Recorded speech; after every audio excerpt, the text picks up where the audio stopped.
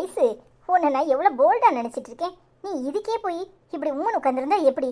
அதான் அவனை முகத்தில் அடிக்கிற மாதிரி பேசிட்டல, பின்ன என்ன? கண்டுக்காத விடு. இந்த ஆம்பளைங்களே இப்படித்தான் இருப்பாங்க, அதெல்லாம் பெருசுப்படுத்தக்கூடாது. நீ சொல்கிறது எனக்கு புரியுது. நான் நிறைய பேரை பார்த்துருக்கேன். ஆனால் இப்படி பக்கத்துலேயே நின்று எப்பவும் வலிஞ்சிக்கிட்டே இருந்தா எப்படி என் வேலையை செய்கிறது? எனக்கு எரிச்சலாக வருது. என்னப்பா செய்கிறது? சில நேரம் இப்படித்தான், நமக்கு பிடிக்குதோ பிடிக்கலையோ எரிச்சலாக தான் இருக்கும். நான் ஒன்று சொல்கிறேன் கேளு. நாளையிலேருந்து நீ சுடிதார் போட்டுக்கோ. அப்போ இங்கே உள்ள பொண்ணுங்க மாதிரி தெரியும். நீ எப்பவும் சேரீ கட்டுறதுனால தான் அவனுங்களுக்கு உன்னை பார்க்கறதுக்கு வித்தியாசமாக தோணுது. நீ ரொம்ப அழகாக இருக்கிறதா, கொஞ்சம் லுக்காக இருக்கிறதா அவனுங்களுக்கு நினைப்பு இருக்கதா இருக்கும். அதெல்லாம் கண்டுக்காம இங்கே உள்ள மாதிரி சுடிதார் போட்டுக்கிட்டேன்னா உனக்கு அந்த பிரச்சனையே வராது. அவனுக்கு எவ்வளவு திமிரு இருக்கு. என்னை பார்த்து சிங்கிள் மதர் தானே நீ அப்படின்னு கேட்குறான். ஏன் சிங்கிள் மதர்னா வேலைக்கு போகக்கூடாதா? தன் குழந்தைக்காக ஒரு பொம்பளை வேலைக்கு போகாம வீட்டிலே முடங்கி கிடக்கணுமா? பொம்பளைங்கன்னா இவனுக்கு என்ன கிள்ளுக்கிறையா இருக்கா? ஏய், இது நீயோ நானோ நினைச்சா உடனே மாற்ற முடியாது. ஆண்டாண்டு காலமா பொம்பளைங்கிறவ ஒரு ஆம்பளைக்கு அடிமைங்கிற மாதிரி தான் இந்த உலகம் வாய்க்கப்பட்டிருக்கு. எல்லாருமே, ஏன் நம்ம அப்பாலேருந்து அண்ணன்லேருந்து தம்பிலேருந்து புருஷன் வரைக்கும் எல்லாரையும் எடுத்துக்கோ. ஏன் உன் பையனை முத கொண்டு நீ அதில் சேர்த்து பாரு. எல்லாருமே ஆம்பளைங்கிறவன் பலசாலி, பலமானவன், ஆம்பளைக்கு பொம்பளை அடிமைங்கிற காலம்தான் ஓடிக்கிட்டு இருக்கு. இன்னைக்கு நேத்தா இது நடக்குது. எல்லாருமே ஆம்பளை, நான் தான் பெரியவன், எனக்கு அப்புறம் தான் பொம்பளைங்கிறவ அப்படின்னு காலங்காலமாக நடந்துக்கிட்டு இருக்குது தானே. நீயும் நானும் நினச்சா மாற்ற முடியுமா? அவன் நீ வேலைக்கு வந்ததும் என்னடா சிங்கிள் மதராக இருக்காளே, வேலைக்கு வந்திருக்காளே, நாம் கொஞ்சம் பேசி பார்ப்போமா, நம்மக்கிட்ட வழிவாளா அப்படின்னு எல்லாவனுக்கும் தோணதான் செய்யும். நீ தான் முகத்தில் அடிக்கிற மாதிரி கொடுத்துட்டல, இனி இவகிட்ட நம்ம ஜம்பம் வேலைக்கு ஆகாதுன்னு வாயையும் கையையும் பொத்திக்கிட்டு கம்முன்னு கிடப்பான். நீ சொல்றது எனக்கு புரியுது. ஆனால் இன்னும் எத்தனை பேருக்கு இப்படி பதில் சொல்றது? எரிச்சலும் கோபமும் ஆத்திரமும் வருது. எவ்வளோ தூரம் நானும் ஓடுறது, ஓடி ஓடி ஓடி நானும் சலிச்சு போய் தான் இங்கே வந்து என் பிள்ளைய வச்சுக்கிட்டு நிம்மதியாக வாழுவோன்னு வந்திருக்கேன்.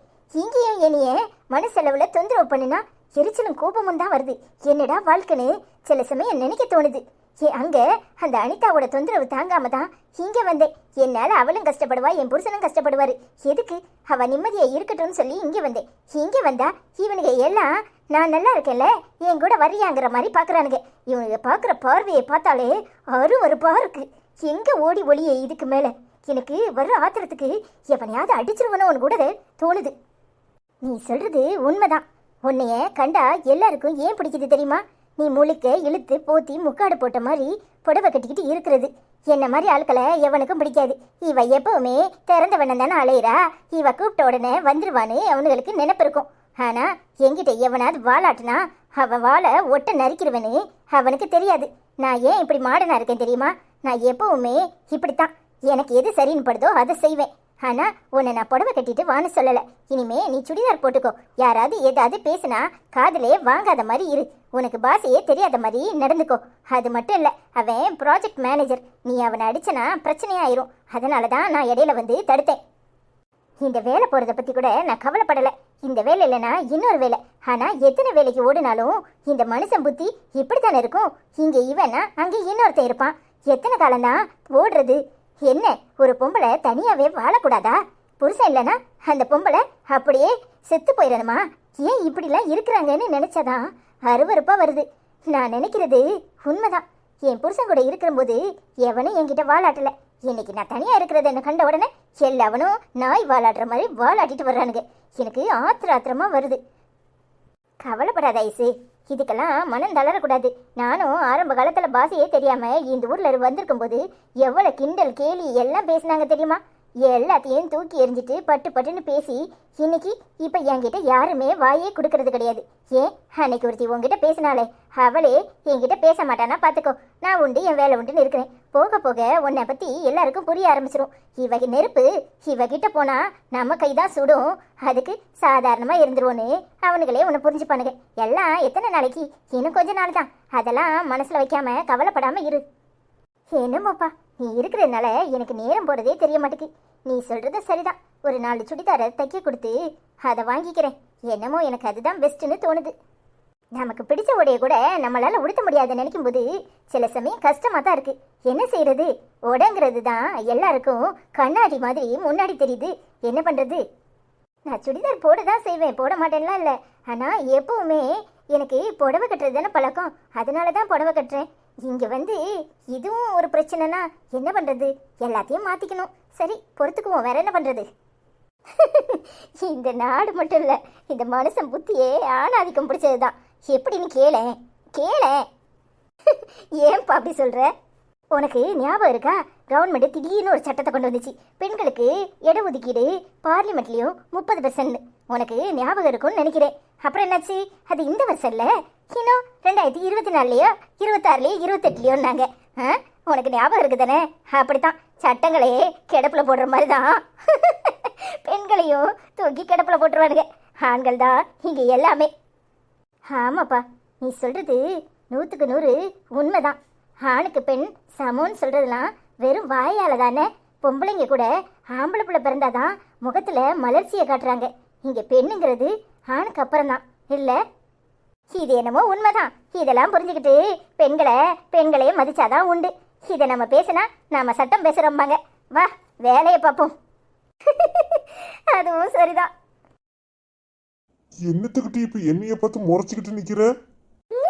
ஒரு ஆயினா ஒழுங்க போய் ஐஸ்வர்யாவை கூட்டிட்டு வர்றது வேலையை பாரு. அவ பம்பாய் ஊர்ல இருக்கானா, மரியாதையா போய் கூட்டிட்டு வா. என்னடி சொல்ற? பம்பாயில இருக்காளா? உனக்கு எப்படி தெரியும்? அம்மா அப்பாட்ட சொல்லி அழுதுட்டு இருந்துச்சு தெரியுமா? ஏட்டி அறிவு கட்ட கழுத, பம்பாயி எவ்வளவு பெரிய ஊர் தெரியுமா? நீ பேசாட்டி பம்பாயில இருக்கானா எங்க இருக்கா அட்ரஸ் தெரிய வேண்டாமா? சும்மா போய் தேட முடியுமா? நீ எல்லாம் ஒரு அண்ணனா? உன்கிட்ட போய் சொல்றேன் பாரு, ஒழுங்கா நீ போய் தேடு, இல்ல நான் ட்ரெயின் ஏறி போயிடுவேன். என்ன லூசு மாதிரி பேசிக்கிட்டு இருக்க? பம்பாயில யார் இருக்கான்னு கேட்க மாட்டியா? அவ புரண்டி யாரெல்லாம் இருக்கான்னு பாரு. அவ எப்படியும் அங்கதான் இருப்பா. சரி, நீ எல்லாம் எங்கேயும் போக வேண்டாம். நான் முதல்ல அம்மாட்ட போய் விசாரிச்சுட்டு நான் போய் ஐஸ்வர்யா எங்க இருக்கான்னு பார்த்து தேடி கூட்டிட்டு வரேன். ஒழுங்கா போய் தேடி கூட்டிட்டு வர்ற, இல்ல நான் போய் கூப்பிட போயிருவேன். நான் போய் அத்தான 4 கேள்வி கேட்டுட்டு வரேன். ஏட்டி லூசு மாதிரி அங்கெல்லாம் போவாத. அந்த அனிதா பேய் மாதிரி வருவா. அவ உன்னை அடிச்சு கிடிச்சு போட போறா. பெரிய இவ, அவ கிழிச்சிருவா. நான் போய் இப்ப என்னன்னு பாக்குறேன்னா இல்லையான்னு பாரு. உன்ன மாதிரிலாம் என்னால பயந்துட்டு இருக்க முடியாது. ஐஸ்வர்யாவை தேடி வீட்டுக்கு கூட்டிட்டு வரல, அப்புறம் இருக்கு உனக்கு. ஏம்மா தாயே, நான் போய் கூட்டிட்டு வரேன், நீ போ. அந்த பயம் இருக்கட்டும் உனக்கு. ஒழுங்கு மரியாதையா சட்டு போட்டுட்டு கிளம்புற வழிய பாரு. பொண்டாட்டிட்டும் புள்ளட்டும் உட்காந்து கொஞ்சிக்கிட்டு இருந்தா அப்புறம் நடக்கிறதே வேற. அவ கைப்பிள்ளைய தூக்கிட்டு போயிருக்கா. உங்களுக்கு கொஞ்சம் கூட கவலை இல்லாம நல்ல நேரத்துக்கு தின்னுட்டு உறங்குவேடா. இந்த சிலுவண்டுக்கு இருக்கிற அக்கறை கூட நம்மளுக்கு இல்லாம போச்சு. நம்ம முதல்ல எங்க இருக்கா என்ன ஏதுன்னு தேடி கண்டுபிடிப்போம். அப்பா, நீ ஊருக்கு போடியா? ஆமாடா, அப்பா போய் பெரியம்மாவை கூட்டிட்டு வரேன். நீ சமத்தா இருக்கணும், சேட்டை பண்ணக்கூடாது, சரியா? ஐயோ ஜாலி, பெரியம்மாவோட போதே. அப்பா நீ போயிட்டு வா, இந்த அனிதாவை நான் பார்த்துக்கிறேன், சரியா? இல்ல, அவ காதுல விழுந்துச்சு, உன்னைய வெளுத்துற போறா. அமைதியா இரு. நீ பயப்படு, நான் எதுக்கு பயப்படணும்? நான் பயப்பட மாட்டேன். அம்மா அம்மா, என் துணியெல்லாம் எடுத்து வச்சிட்டியா? ஏங்க நான் ரெடி, வாங்க போவோம். என்ன எத்தனை மணிக்கு ட்ரெயின்? நீ எங்கடி கிளம்பிட்ட? எங்க கிளம்பிட்ட? என்னங்க நீங்க இப்பதான் காலை ஒடிச்சு இருக்கீங்க. நீங்க தனியா பம்பாய்க்கு போனா சரிப்படுமா? அதான் நானும் கூட வரேன், உங்களுக்கு ஒத்தாசையா இருப்பேன்ல. தம்பி, நீங்க உள்ள போய் விளையாடுங்க, அப்பா வாரேன். சரிப்பா. இங்க பாரு, மரியாதையா உன் வேலையை போய் பாரு. என்ன ஆத்திரத்தை கிளப்பாத. உன்னை யாராவது அழைச்சாவளா? என்னங்க நீங்க இப்படி பேசுறீங்க? அவ என் அக்கா. அவளை கண்டுபிடிக்கிறதுக்கு நான் வந்தா தானே உங்களுக்கு ஒத்தாசையா இருக்கும். பார்க்குறவங்க எல்லாம் என்ன மாதிரியே இருப்பா. என்ன ஒரு குதிரை வால் போட்டிருப்பா, என்ன மாதிரி ஜடை போட்டிருக்க மாட்டா. அவ என்ன மாதிரியே இருப்பா. எங்கேயாவது பார்த்தீங்களான்னு ஃபோட்டோவை காட்டி கேட்கலாம். இங்க பாரு, உன்கிட்ட நான் எதுவும் கேட்கல. மரியாதையா உன் வேலை ஏதோ அதை பார்த்துட்டு உள்ள போ. அப்ப நான் இம்பட்டு நேரம் மணிக்கணக்கா கிளம்புனதெல்லாம் வீணா தானே போகும். நீங்க என்ன ட்ரெயின்ல ஒத்தையில உருன்னு குத்த வச்சுட்டு போவீங்க, நான் கூட வந்தா நல்லா பாட்டு படிப்பேன். ஏங்க என் பாட்டை கேட்டு நீங்களும் சந்தோஷமா வரலாம் தெரியுமா? ஏங்க முறைக்கிறீங்க? வேணும்னா ஒரு சாம்பிள் பாட்டு எடுத்து விடுட்டா? அத்தான் என்னத்தான் அவர் என்னைத்தான் எப்படி சொல்வேனடி, அவர் கையைத்தான் கொண்டு மெல்லத்தான் வந்து கண்ணைத்தான் எப்படி சொல்வேனடி. சி, வாய மூடு. என் ஆத்திரத்தை கிளப்பாத. நல்ல நாடகம் ஆடுற. இப்படி நேரம் நல்ல பல்ல காட்டிக்கிட்டு பாட்டு படிக்கிறாளாம்ல. உனக்கு மனசுக்குள்ள குதூகலமா இருக்கும். இதுல எங்க அவளை தேடி கண்டுபிடிச்சிட்டு வரோம். நம்ம ஊடையில போய் குட்டையை குழப்போன்னு என் கூட வர்றதுக்கு கிளம்பிக்கிட்டு நிக்கிற. மரியாதையா போயிரு. என் மூஞ்சிலேயே முழிக்காத. நான் என்ன சொன்னாலும் நீங்க நம்ப மாட்டீங்கல்ல.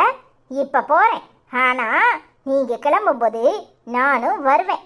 நீங்க போறதா இருந்தா உங்க கூட சேர்த்து என்னையும் கூட்டிட்டு தான் போகணும். ஒத்தையில போய் தேடலாங்கிற எண்ணம்லாம் வேண்டாம். சி, நாய் வாழ நிமித்த முடியுமா? அந்த மாதிரிதான் இவ எங்க திருந்துவா. ஹாய் ஃப்ரெண்ட்ஸ், எல்லாரும் எப்படி இருக்கீங்க? நான் உங்கள் ஐஸ்வர்யா.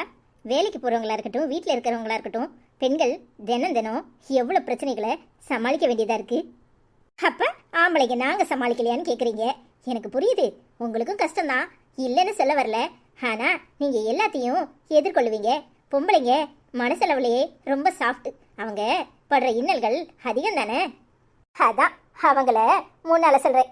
எல்லாருமே, எல்லா பொண்ணுங்களும் ரொம்ப தைரியமும் துணிச்சலும் கொண்டு இருங்க. உங்கள் வாழ்க்கையில் நடக்கிற சின்ன சின்ன விஷயங்களை கூட நீங்கள் தைரியமாக எதிர்கொள்ளணும். இன்னைக்கு யாரெல்லாம் கமெண்ட் பண்ணியிருக்கான்னு பார்ப்போம். ஹாய் மாசிலா சிஸ்டர், மீன் குழம்பு ரொம்ப பிடிக்கும்னு சொல்லியிருக்கீங்க. நீங்கள் எங்கள் வீட்டுக்கு சாப்பிட வாங்க. ஹாய் அரிசோ, வீடியோ சூப்பர்னு போட்டிருக்கீங்க, உங்களுக்கு ரொம்ப நன்றி. ஹாய் என்றும் நேசமணி சமையல், ஸ்டோரி சூப்பர்னு போட்டிருக்கீங்க, thanks sister. Hi Radhika, Aishwarya அக்கா வேற லெவல்னு போட்டிருக்கீங்க, தேங்க்யூமா. ஹாய் அபிதா சிஸ்டர், அனிதா உனக்கு வாய் கொழுப்பு அதிகம்தான். நாங்களும் உன்னை போல ஒரு காலத்தில் சரியான வாயாடி, இப்போது இருக்கும் இடம் தெரியாமல் அமைதியாக இருக்கிறேன் அனிதா. என் அம்மா எப்போதும் என்னை திட்டுவார்கள், நீ புகுந்த வீட்டில் போய் 3வது நாள் திரும்பி வருவாய் என்று சொல்லுவார்கள். அந்த அளவுக்கு நான் வாயாடி. ஐஸ்வர்யா, அனிதா நாய்வால் மாதிரி, அவளை மாற்ற முடியாது. சரியாதாங்க்கா சொல்லியிருக்கீங்க, நான் அவளுக்கு சொல்லிடுறேன், வருவா உங்ககிட்ட சண்டை போட. தேங்க்ஸ்க்கா. ஹாய் லலி சிஸ்டர், ஸ்டோரி சூப்பர்னு போட்டிருக்கீங்க. ஹாய் மகேஸ்வரன்.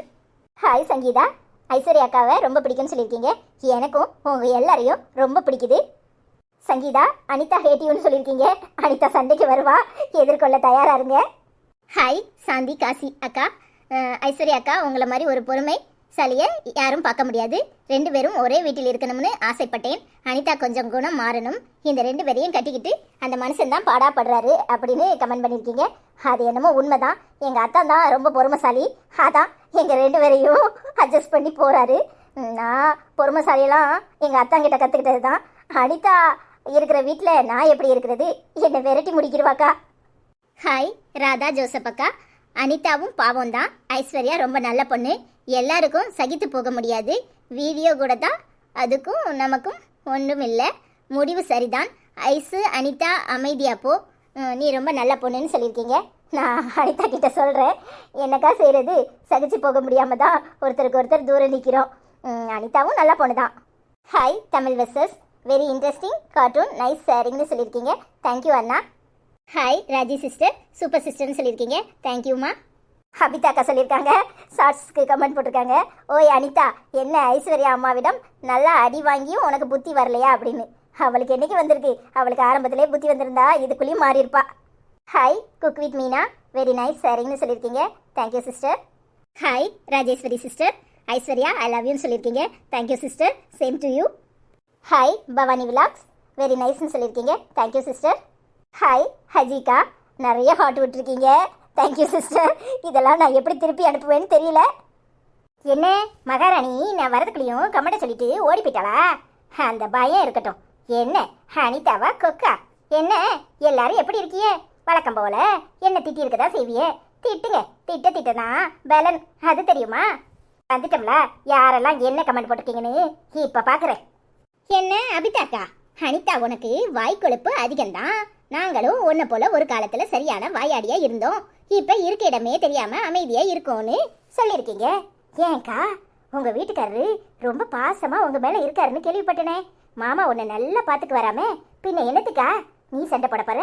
உனக்கு நல்ல வாழ்க்கை, நீ எப்பவும் சந்தோஷமா நிறைஞ்ச மனசோட நல்லா இருக்கணும் அபிதாக்கா. அதுதான் என் ஆசை. நீ என்ன மாதிரியெல்லாம் வாயாட வேண்டாம். ஆனா நான் என் வாழ்க்கைக்காக போராடிக்கிட்டு இருக்கேனே. பிறகு வாய் பேசி தானக்கா ஆகணும். நான் வாய் பேசலன்னு வச்சுக்கோ, என் தலைமையில ஏறி உட்காந்துக்குவாங்க. உன் வீட்டுக்கு ஒரு நாள் வரேன். அப்புறம் நான் கதையா சொல்லும்போது நீ சொல்லுவ, அனிதா உன் மேல தப்பே இல்லடின்னு. என்ன சாந்தியக்கா, அனிதா நீ கொஞ்சம் குணம் மாறணும்னு போட்டிருக்கீங்க. அனிதா குணம் மாறதுக்கு தான் பாக்குறா. ஆனா இந்த ஐஸ்வர்யா எங்க விடுறா? எப்ப பார்த்தாலும் ஆத்தா ஆத்தா ஆத்தான்னு அவரை மடியில முடிஞ்சு வச்சு கலைஞ்சா நான் எங்க போய் உட்கார்றது? அதுக்காக தான் இந்த பேச்சு பேசுறேன், வேற ஒண்ணும் இல்ல. என்ன சங்கீதா, என்ன கண்டாலே உனக்கு பிடிக்கல போல.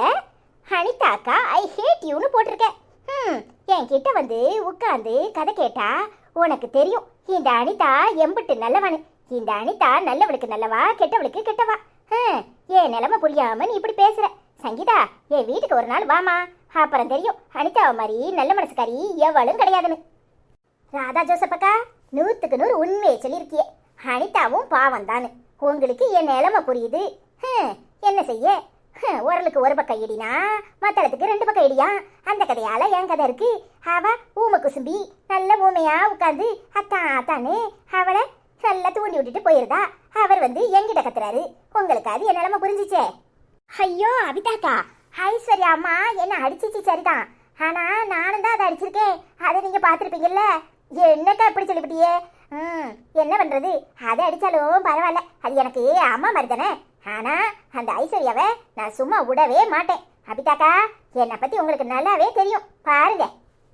அப்புறம் நீங்க எல்லாரும் எப்படி இருக்கீங்க? நான் நல்லா தான் இருக்கேன். என் அத்தான் பம்பாய்க்கு கிளம்ப போறாராம். அவளை தேடுறதுக்கு நான் மட்டும் என்ன இங்கே உட்காந்துருப்பேன்? அங்க போய் அவர் கூட சேர்ந்து தேடுற மாதிரி குட்டையை கிளப்பி அவளை காணலையேன்னு கூட்டிட்டு வர்றதுக்கு ரெடி ஆயிட்டேன். வரட்டா?